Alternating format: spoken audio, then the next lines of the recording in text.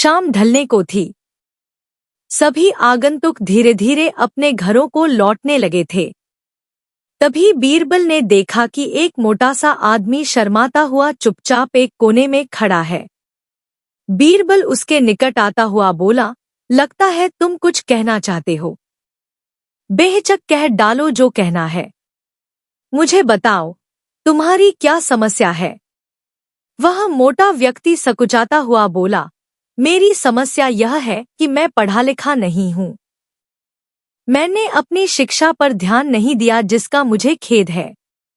मैं भी समाज में सिर उठाकर सम्मान से जीना चाहता हूँ, पर अब नहीं लगता है ऐसा कभी नहीं हो पाएगा।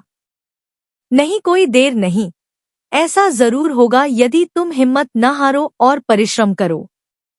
तुम में भी योग्यता है, बीरबल ने कहा, लेकिन ज्ञान पाने में तो सालों लग जाएंगे। मोटे आदमी ने कहा, मैं इतना इंतजार नहीं कर सकता। मैं तो यह जानना चाहता हूँ कि क्या कोई ऐसा तरीका है कि चुटकी बजाते ही प्रसिद्धि मिल जाए। प्रसिद्धि पाने का ऐसा आसान रास्ता तो कोई नहीं है, बीरबल बोला। यदि तुम वास्तव में योग्य और प्रसिद्ध कहलवाना चाहते हो तो मेहनत तो करनी ही होगी, वह भी कुछ समय के लिए। यह सुनकर मोटा आदमी सोच में डूब गया। नहीं, मुझ में इतना धैर्य नहीं है, मोटे आदमी ने कहा।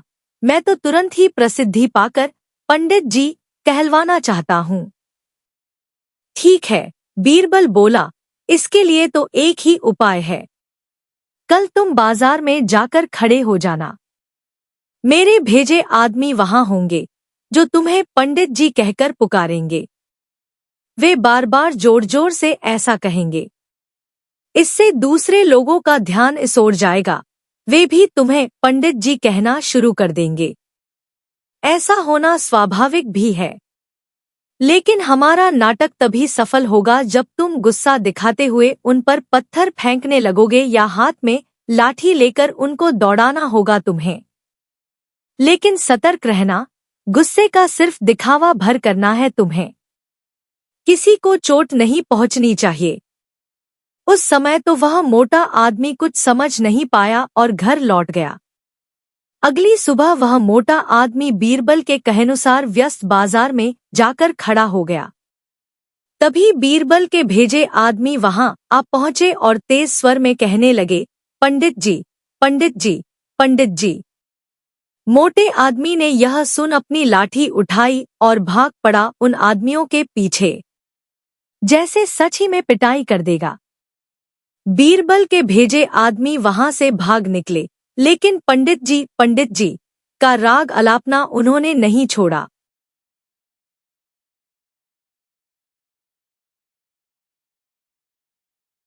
कुछ ही देर बाद आवारा लड़कों का वहां घूमता समूह पंडित जी चिल्लाता हुआ उस मोटे आदमी के पास आ धमका। बड़ा मजेदार दृश्य उपस्थित हो गया था। मोटा आदमी लोगों के पीछे दौड़ रहा था और लोग पंडित जी कहते हुए नाच गाकर चिल्ला रहे थे। अब मोटा आदमी पंडित जी के नाम से प्रसिद्ध हो गया। जब भी लोग उसे देखते तो पंडित जी कहकर ही संबोधित करते। अपनी ओर से तो लोग यह कहकर उसका मजाक उड़ाते थे कि वह उन पर पत्थर फेंकेगा या लाठी लेकर उनके पीछे दौड़ेगा। लेकिन उन्हें क्या पता था कि मोटा तो चाहता ही यही था। वह प्रसिद्ध तो होने ही लगा था। इसी तरह महीनों बीत गए। मोटा आदमी भी थक चुका था। वह यह भी समझ गया था कि लोग उसे सम्मानवश पंडित जी नहीं कहते, बल्कि ऐसा कहकर तो वे उसका उपहास करते हैं। लोग जान गए थे कि पंडित कहने से उसे गुस्सा आ जाता है। वह सोचता था कि शायद लोग मुझे पागल समझते हैं। यह सोचकर वह इतना परेशान हो गया कि फिर से बीरबल के पास जा पहुंचा। वह बोला, मैं मात्र पंडित जी कहलाना नहीं चाहता। वैसे मुझे स्वयं को पंडित कहलवाना पसंद है और कुछ समय तक यह सुनना मुझे अच्छा भी लगा। लेकिन अब मैं थक चुका हूँ। लोग मेरा सम्मान नहीं करते, वो तो मेरा मजाक उड़ाते हैं। मोटे आदमी को वास्तविकता का आभास होने लगा था। मोटे आदमी को यह कहता देख बीरबल हंसता हुआ यह बोला, मैंने तो तुमसे पहले ही कह दिया था कि तुम बहुत समय तक ऐसा नहीं कर पाओगे। लोग तुम्हें वह सब कैसे कह सकते हैं जो तुम हो ही नहीं? क्या तुम उन्हें मूर्ख समझते हो? जाओ, अब कुछ समय किसी दूसरे शहर में जाकर बिताओ। जब लौटो तो उन लोगों को नजरअंदाज कर देना जो तुम्हें पंडित जी कहकर पुकारे। एक अच्छे सभ्य व्यक्ति की तरह आचरण करना। शीघ्र ही लोग समझ जाएंगे कि पंडित जी कहकर तुम्हारा उपहास करने में कुछ नहीं रखा और वे ऐसा कहना छोड़ देंगे।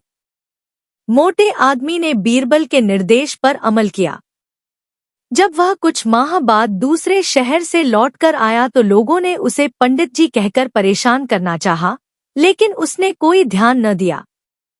अब वह मोटा आदमी खुश था कि लोग उसे उसके असली नाम से जानने लगे हैं। वह समझ गया था कि प्रसिद्धि पाने की सरल राह कोई नहीं है।